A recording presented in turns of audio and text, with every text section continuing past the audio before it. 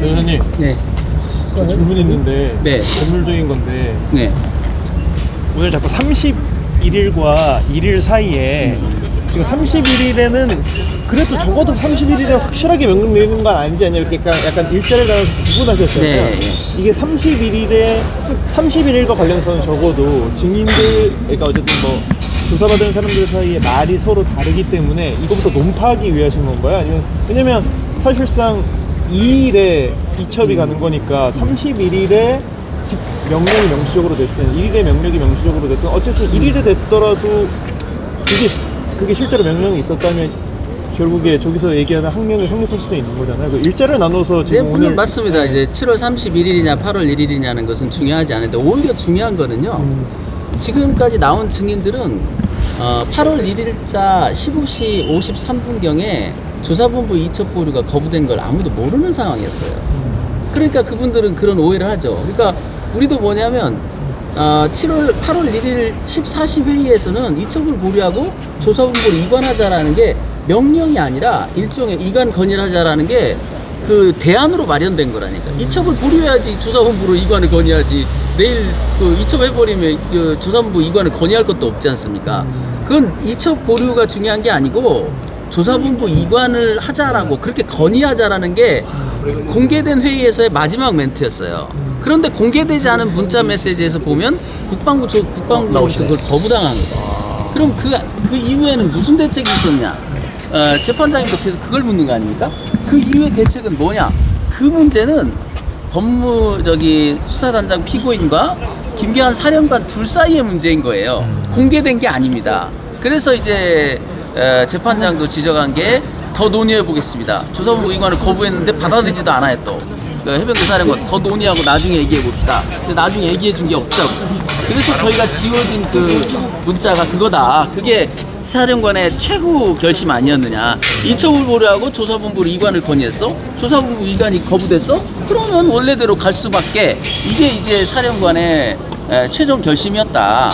그 얘기를 하려고 7월 31일 날 얘기도 그래서 나온 거거든요.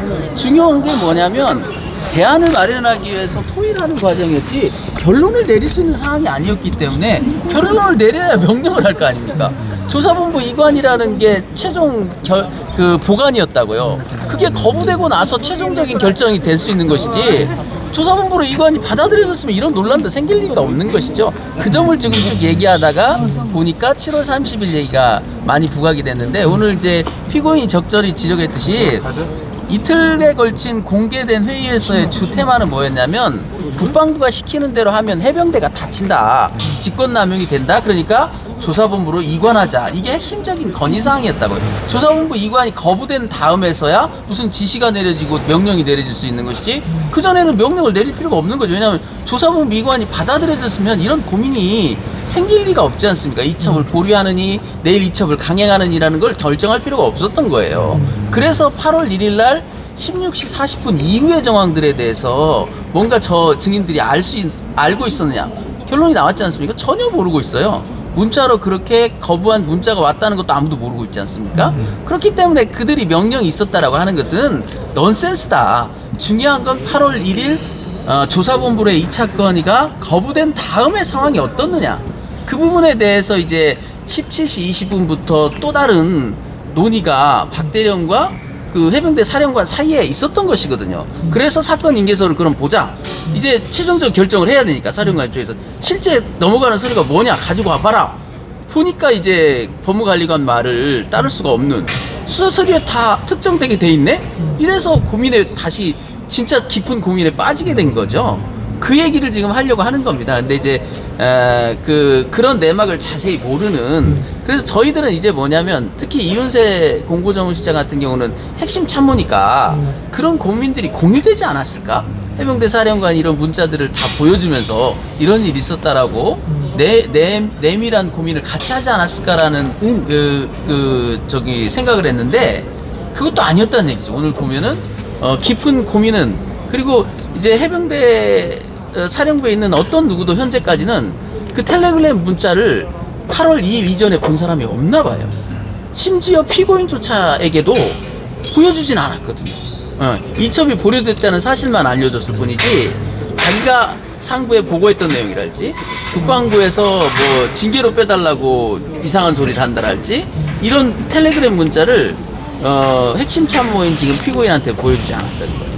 그러니까 해병대 사령관이 너무 그런 부분을 공개하지 않고 너무 낑낑대고만 있었던 거 아닌가 그런 생각은 드는데 결론적으로 말씀드리면 그들이 말하는 명령이 있었다 이런 얘기는 아직 중요한 시점이 아닌 때 나온 얘기들이라고요. 그리고 그분들이 받아들일 때는 지금 뭐냐면 장관의 지시사항을 얘기한 자체가 장관의 지시사항이 해병대 사령관의 명령 아니냐? 그것은 일반 보병 장교들한테는 그게 가능한 얘기지만 수사와 관련돼서는 엄정한 수사 지휘 체계가 있기 때문에 그래서 해병대 사령관의 명시적 명령이 있어야 되는 거죠.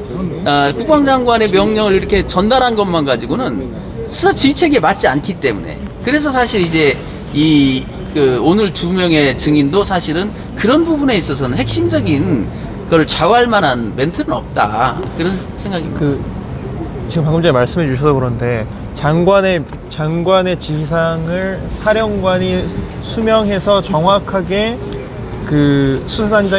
수사단장에게 자 이첩을 보류하라고 지시하면 그때부터는 정당한 명령이 되는 건가요? 왜냐하면 저 초반에 변호인단에서 말씀해 주신 것 중에 이건 군사적인 이유 뭐 작전이라든가 훈련이라든가 이런 것 외에 명령은 그게 정당한 명령이라고 하더라도 항명으로 성립되지는 않는다라고 주장을 하셨기 그렇죠. 때문에 두 가지를 이제 나눠서 설명드리면 설사 그것이 적법했다 그래도 항명은 아니고요.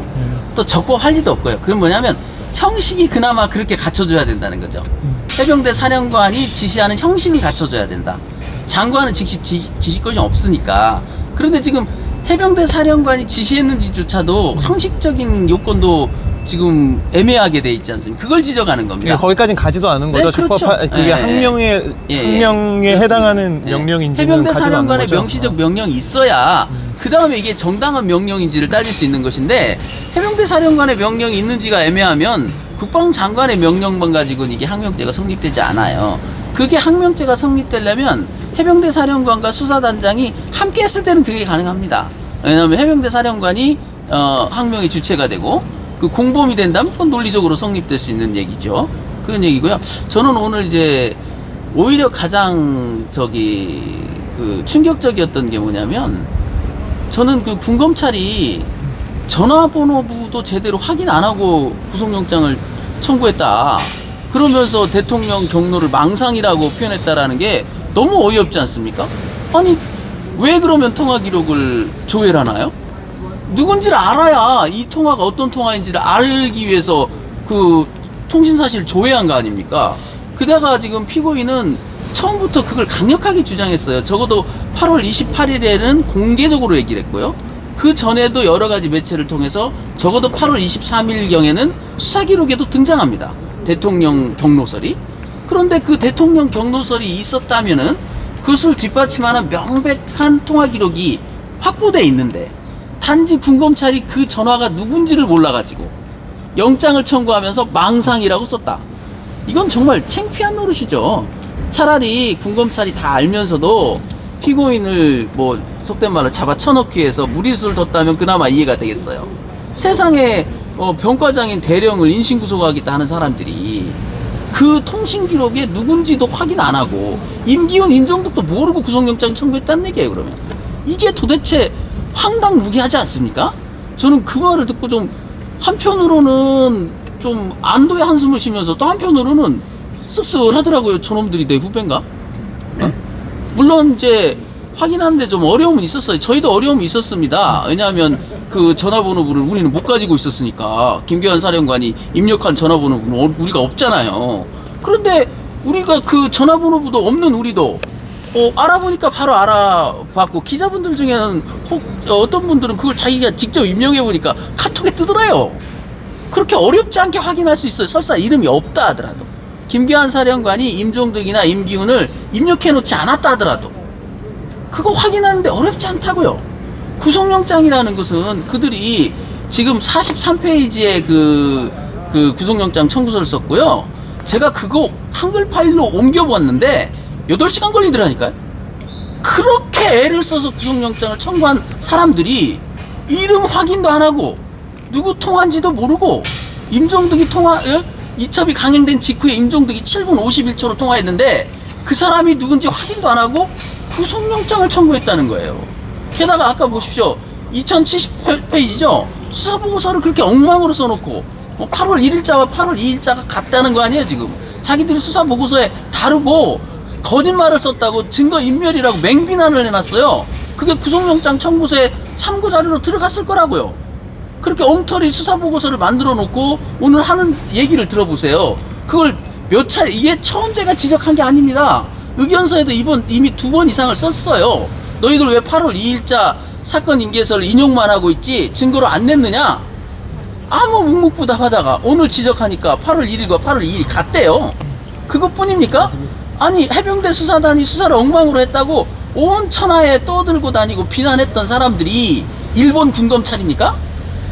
이 검찰단 아니었어요? 그래놓고 이제 와가지고 이 사건의 쟁점이 아니랍니다. 그러니 증거를 못 내겠대요. 정말 전입가경 아닙니까? 이 정도 되면? 제가 너무 비난하기 위해서 하는 말입니까?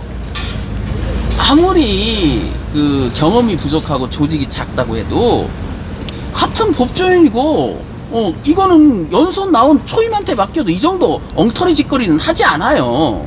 당장 없어져야 됩니다. 아니 그렇게 해가지고 세상에 사람을 인신구속하겠다고 영장을 치고 그러니까 아마 재청구를 못했던 모양이죠. 자기들이 아니까. 저는 오늘 마지막에 지적한 그 수사보고서는 제가 끝까지 제출 받아가지고 왜냐하면 수사보고서에 그 페이지를 인용하고 있다니까요. 그래놓고 수사 목록에 안 올리고 있어요. 그리고 그 문서의 출처가 매우 이상해요. 적법한 절차에 의해서 획득할 수 없는 문서라고요. 검찰단은 그 서류를 압수한 바 없기 때문에 이런 지금 가려져 있지만 수사기록 내부에 지뢰처럼 암초처럼 함정처럼 엄청난 덫을 쳐놨어요. 그걸 그래도 우리가 잘 헤쳐나오고 아직까지 안 빠진 게 참 기적이다. 그런 수사보고서가 여러 개 있다니까요. 오죽했으면 구속영장 청구서 자체를 지금 강금 미수로 우리가 고소를 했겠습니까? 바로 그런 명백한 객관적 사실이 있기 때문이지 구속영장을 청구했다가 기각됐다라고 그 이유만으로 우리가 그 몇 개월간을 고민하고 이제 와서 그걸 고소장을 냈겠습니까? 해도 안 되고 이제 어느 정도 다 드러났기 때문에 이제는 더 참지 못하겠다. 이종섭은 저렇게 세금 낭비하면서 해외 외유를 다니는 이 상황에 피고인은 이렇게라도 정의구현을 위해서 자기 변호를 위해서 이제 우리도 사법권을 행사하고 그래서 저 조사본부에 그 고소장을 냈거든요. 당하고만 있지 마라 너희도. 왜 그렇게 병신같이 아무 말도 못하고 또 2차 이첩되면서는 또 벌어졌던 일이 이미 다 드러나고 있지 않습니까? 8월 20일에 또 8월 17일에 무슨 일이 있었는지. 그래서 이 사건에서도 저희가 8월 20일자 보고서는 받아냈는데 8월 17일자 들고 간 서류는 또 못 주겠다는 거예요. 왜냐하면 그건 장관에 대한 보고서가 아니니까. 그래서 또 별도로 신청하겠다고 해서 그것도 받아보면 이들이 얼마나 황당무계한 짓을 집요하고 반복적으로 계속해오고 있는가 드러날 겁니다. 이제 오늘도 저는 그 군검찰의 그 황당무계한 주장 임종득 임기훈 번호를 몰랐다. 그리고 또 수사보고서에 그 자기들이 그렇게 바리바리 쓴 수사보고서를 이제 와가지고 부인하는 듯한 이거는 정말 다 처벌 받아야 돼. 한마디로 지금 피고인석에 있는 사람이 박정훈 대령이 아니어야 됩니다. 저쪽에 앉아있는 사람들이 다 이쪽에 앉아야 돼요. 지금 어서 놈들입니다. 변호사님 오늘 이종섭 전 장관이 귀국하면서 MBC 보도도 있었지만 대통령실과 통화 여부 그리고 누구랑 통화를 했는지 어떤 내용으로 협의 또는 뭐 지시를 받았는지 이런 질문이 있었는데 이 전 장관이 사실이 아니다 뭐 그런 취지로 퉁치는 걸 답변을 하고 공항을 빠져나갔습니다. 그런 답변에 관해서 이게 과연 진실성이 있다고 보시는지. 진실성이 전혀 없고요. 문제는 대통령실이 그 문제에 대해서 해명하지 않는 것이 국민을 우롱하는 짓이에요. 명확히 나왔지 않습니까? 증거가. 그러면 그 통화를 했는지부터 확인하고 통화를 한 사람을 특정해야 될 거 아닙니까? 공무원 누가 어떤 이유로 언제 왜 전화를 했는지 그걸 국민들한테 알리고 나서 해명을 하든지 말든지 해야지. 아무런 해명이 없지 않습니까? 오히려 그것을 공수처가 왜 공개했냐고 이걸 적반하장이라고 부르잖아요. 그게 공무상 비밀입니까? 수사 비밀이니까 보호해야 될? 국가 최고 권력이 지금 범죄를 저질렀는지 그 의심을 받는 심각한 지금 헌법 유린 상황에서 공수처가 그 정도로 공개했다고 그게 수사 비밀이에요? 뭘 지켜야 되는데 그럼? 그걸 통해서 뭘 지켜야 됩니까? 대통령이 불법적으로 개입한 걸 보호하기 위해서 그런 규정들이 있습니까? 정말 전익가경이고요. 이렇게 가다가 어떤 결말에 이를까요? 제가 계속 말씀드린 게 뭐냐면 이들이 하는 일은 지금 계속 물타기 같아요. 주식에 손절하라고요. 망한 주식이라고요. 이걸 계속 미련을 가지고 물을 부으면 폭망하겠죠. 혹은 기회가 돼서 한번 이제 주가 폭등 사태가 벌어지면 다 회복하겠다. 주가 폭등 사태 오면 안 되겠죠.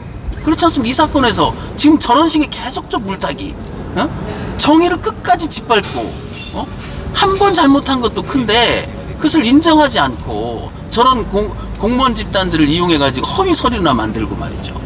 무슨 그게 증거인멸이라고, 그것이 사실이라고 해도 무슨 증거인멸입니까? A 서류에 썼던 서류를 B 서류에 잠깐 뺐다고 해가지고 그게 증거인멸이라고요? 정말 천인공노할 일들이 계속되고 있습니다. 지금 국방장관도 들어왔다 나갔다, 지금 무슨 자기는 짜증내겠죠. 왜 나를 자꾸 들어갔다 나갔다 들어오라고 하느냐.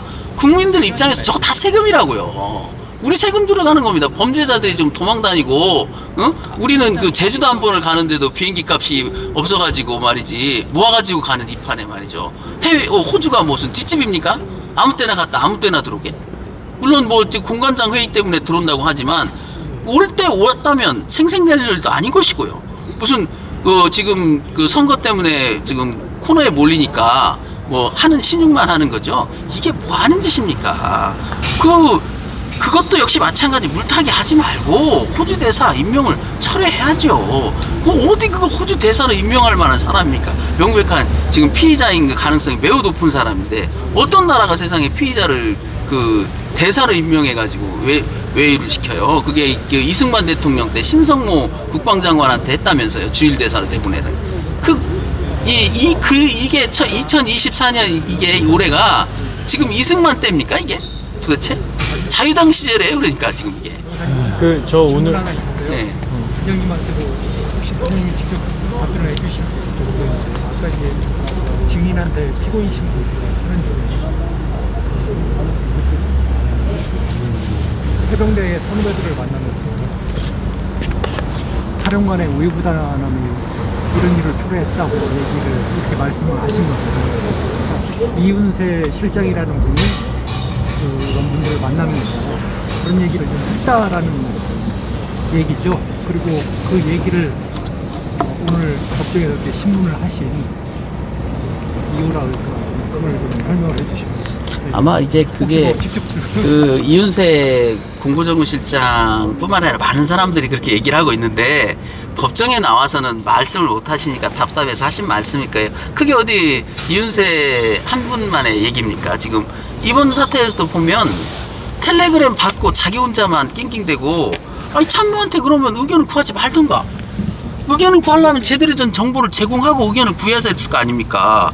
만약에 수사단장도 그런 텔레그램 문자를 다 받고 저들의 의도가 뭐였고 거부되고 이런 것들을 다 알았다면 적절한 조치를 강구했을 텐데 그런 것들은 다 알리지 않고, 그리고 해병대 사령관 저번에 나와서 그랬잖아요. 자기가 건의했으면서 수사단장의 얘기를 전달만 했대요. 해병대 사령관이 언제부터 전령이 됐습니까? 이게 참 웃기는 일이죠. 책임을 져야지. 자기가 건의를 했으면 내 이름으로 건의한 거 아닙니까? 그 출처가 누가 됐든지 거기에 대한 건의에 대한 책임도 자기가 져야 되고 관철도 자기가 시켜야 되고, 그런데 건의만 하고 관철되지 않으니까 그 책임은, 이게 이 사건에서 왜 많은 해병대 예비역들이 우유부단이라고 하느냐. 이 자리에 서야 된다면, 누군가 서야 된다면 김계환이 서야 되지 않습니까? 왜 박정훈 대령이 있습니까? 그래서 박정훈 대령도 만약에 박정훈 대령이 그 공을 넘겼다면 그 부하가 여기 섰을 거예요. 그렇지 않습니까? 이 명을 받아서 부하들한테 내렸는데 그 부하들은 또 거부해. 일광수 대장이 가정해 봅시다. 일광수 대장이 단장님 안 됩니다. 저는 이첩하겠습니다. 그럼 이제 일광수 대장이 수단장의 명령을 어긴 걸로 황명으로 이게 와야 돼요. 그렇지 않습니까? 그런 것들이 만약에 책임져야 된다면 고위직에서 책임을 져주는 게 우리가 알고 있는 좋은 나라 아니에요? 이게 박 단장이 여기 서야 될 게 아니라 굳이 이렇게 됐다면, 정말 이렇게 돼야만 한다면 해병대 사령관이 여기 서서 떳떳하게 책임지던가 형사처벌을 받던가 무죄를 받던가 해야지. 그 기껏 자기가 서야 될 자리를 부하가 서게 하고 나서 처벌해 주세요? 그러니까 오늘 이윤세 공보정보실장은 처벌하면 안 된다라고 얘기하니까 해병대 많은 사람들이 박수를 보내지 않습니까? 그렇지 않나요? 지금 이윤세 공보실장은 그래도 그 어떤 상식과 그 인간됨은 지킨 분이에요. 저는 그렇게 봅니다. 말씀 나오셨으니까 혹시 총선 앞두고 좀 부담스러우시다고 하는데 방금 전에 말씀해 주신 부분 있잖아요. 맨 마지막에 정무실장님 나오셔서 그 재판정에다가 나는 선처를 바란다라고 얘기한 것에 대해서 혹시 발언해 주실 수 있으신가요? 대령님께서? 이거는 뭐 총선이랑 전혀 상관이 없으니까. 네, 좀 이제 어려우셔요? 알겠습니다. 네, 아무튼 뭐 선처 받을 일도 아닌데요. 뭐 잘못을 했어야 선처를 받은 거지. 근데 인간적으로는 고마운 일이죠. 어찌됐든 간에 이렇게 어려운 지금 굉장한 프레스를 받는 이 상황에서 사령관의 의사와 정반대 내는 얘기를 하지 않습니까? 그것을 우리는 용기라고 부르는 거죠. 그 인간 댐댐이를 그 사람 괜찮다 이렇게 표현하는 것이고, 그것이 인간으로서 최소한 예의인 것이고요. 정말 다시 곱씹을수록 저번 증인신문에서 보여준 김규환 사령관에 대한 어떤 그 실망감이 더 새록새록 느껴집니다. 간단한 질문인데요. 그 재판부가 증인신문 할 때 나왔던 8월 2일 오전에 사령관이 정훈 실장에게 보냈던 내통의 문장을 삭제했다고 말씀하셨잖아요. 그러니까 저도 원래 그걸 증인신문 사항에 넣었었어요. 아까 제가 정리한 표에 앞에 있습니다. 8월 1일 10시부터 3번의 문자와 3분 넘는 통화가 있어서 그걸 좀 물어보려고 했어요. 근데 재판부는 오히려 저보다 더 날카롭게 보시는 것 같아요. 그걸 보면 뭔가 다른 연유가 있을 수 있다. 그러니까 제출하라고 했는데 못 내놓지 않습니까? 그건 또 삭제됐다는 것도 벌써 그것도 군검찰이 수사를 잘못한 거예요. 포렌식을 했지 않습니까? 김기환 사령관의 그 핸드폰을. 그러면 그건 체증을 해야죠. 이윤세 공보정보실장의 진술 조서가 3개예요. 체증을 했으면 될 거 아닙니까? 그때 당시에 그 문자를 캡처해서 포렌식을 안 하더라도. 근데 지금에 와서 지워졌다고 하니까 의심스러워. 재판장의 의심이 저보다도 제가 왜 그런 의심을 못했나 할 그런. 그래서 제가 어젯밤에 그 쭉 통화들을 한번 이윤세 통화만 따로 별도로 뽑아서 한번 봤더니 그런 타이밍이 보이더라고요. 그 10시에 두두둑 문자와 통화를 한. 그래서 그걸 묻고 싶었는데 뭐 뒤에 게 더 급한 것 같아서 저는 뒤를 물었는데 다행히 재판장이 그걸 지적했고, 그것도 이제 어떤 형태로든 공수처에서는 포렌식을 했으니까 그 문자가 확보될 수 있을 거고, 그것이 현출될 가능성도 여전히 있죠. 재판부 추가 질문 중에 그런 내용이 있었어요. 이첩이 됐으니 그럼 언론 브리핑 준비하라 라는 내용 혹시 들으신 적이 있냐라고 질문하셨는데 지금 모른다고 했잖아요. 그 내용에 대해서 혹시 들으신 그렇죠. 그게 그 정황이 뭐냐면 두 가지 정황이 있는데, 박 단장이 들은 건 뭐냐면 뭔가 그 보고를 하는 준비를 하는 것 같다. 10시에 가서 이첩을 하고 있습니다 하더니 그 보고를 하는, 위에 보고를 하는 준비를 하는 것 같다라는 그게 있었고, 그리고 그 사이에 한 18분 가까이 복지처에 보고도 받는다니까요. 급박한 상황이 아니었어요. 김기환 사령관 저번 진술에 나와가지고 굉장히 그때 당혹해가지고 어쩔 줄 몰랐다고 하는데, 지금 공보정보실장 표현을 했다. 평소와 다를 게 별로 없고, 물론 주관적 평가가 일부 있긴 하지만 그만큼 어느 정도 예견하고 있었고 거기에 대해 어떻게 할 것인가를 생각했던 거지. 이게 내 명령을 어겼네? 그러면 당장 중지시켰으면 그때는 기회가 있었죠. 근데 그런 조치를 안 했다니까요. 그러니까 지휘보고를 준비하는 것 같았다라는 우리 박 단장의 그때의 기억, 그 다음에 그 이윤세 공보실장 말로는 뭐 특별히 평소와 다른 반응이 아니었다는 것, 그 다음에 복지 관련된 회의를 5분도 아니고 17분 가까이, 중요한 회의는 아니지 않습니까? 그게 급박한 회의는 다 그걸 했다. 기존 스케줄을 다 소화했다는 거예요. 그게 이제 또 그 문자와 연결해서 보니까 우리가 놓쳤던 거기에 또 뭔가 비하인드 스토리가 있는 거 아닌가. 그래서 재판부가 2회 변론과는 다르게 오늘 느끼셨겠지만 굉장히 이제 중심을 잘 잡고 있다. 사건을 잘 파악하고 있고 오히려 변호인보다도 더 예리한 질문들을 많이 쏟아내고 있다. 참으로 다행스러운 일이죠. 아까 여기 아침에 들어오실 때 이종섭 전 장관 증인 신청도 하실 때 이렇게 말씀 주셨는데 이게 그 지금 검찰 측에서 증인 신청한 사람도 되게 많은 상황인데 네. 우리 그 박 대령님 측에서 신청하는 증인들도 더 있을 거 아니에요? 그렇죠. 그래서 이제 검찰이 지금 증인신문을 진행하는 이유가 수사 서류 중에 우리가 부동의한 거에 대해서 진정성기 위해서 그러는 거거든요. 법률 전문용어로. 그래서 우리가 불필요한 이제 쟁점이 많지 않은 증인에 대해서는 증거 동의를 해줄 테니까 그분들은 생략하고 중요 증인으로 바로 넘어가자. 이게 이제 우리의 지금 계획이니까 변호인단 논의를 해서 빨리 저희도 이제 국방장관 포함, 뭐 박진희, 뭐 임기은, 임종득까지 다 포함해서 증인 신청서 내고 필요하면 대통령에 대해서도 증인 신청을 할 그런 지금 계획을 가지고 있습니다. 신방적 참. 그렇죠, 당연히. 너무 많네. 아무튼 고생하셨습니다.